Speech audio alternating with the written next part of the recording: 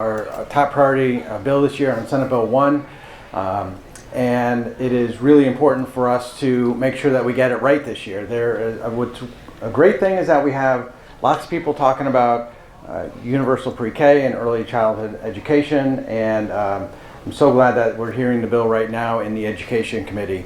So here's just a few things on the bill that we all know and need to know. One is that any of us who've ever had children in daycare or children in school before kindergarten knows how expensive it is. It is something that many parents have to make really hard decisions about.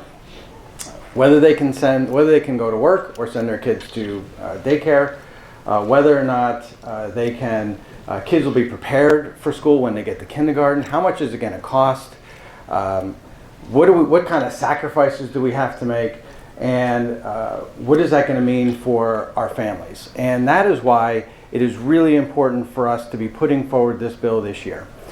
Because we know that for us in Connecticut, as I've said a million times, our human resource is our resource in this state. We don't have oil wells, we don't have gas fields, we have our population, our people.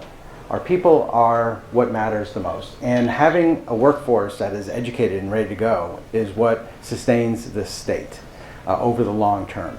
And we have talked about this and talked about this and talked about this for such a long time, knowing that it is a very difficult policy decision to overcome because it costs money. But we have this opportunity this year to actually get it done. And I am really thrilled about that. This is going to be real relief for families all across the state of Connecticut. This is going to make sure that families, no matter where you are, no matter who you are, will be able to be and take part in what we are attempting to do this year. And that is going to make a real difference for families all across the state. In fact, I think that families will want to move here because they will see that this is a real policy win for them and their kids and their families. I just know, and I remember the days when my kids went to, before they were in kindergarten, and it was important for them to go because, as Senator Looney said, want to make sure that they're ready to go. They're reading, they're doing all the things they need to do, they're socializing with other kids. But when those costs are too much, sometimes parents have to make decisions that have to make it because of the dollars and cents that this costs.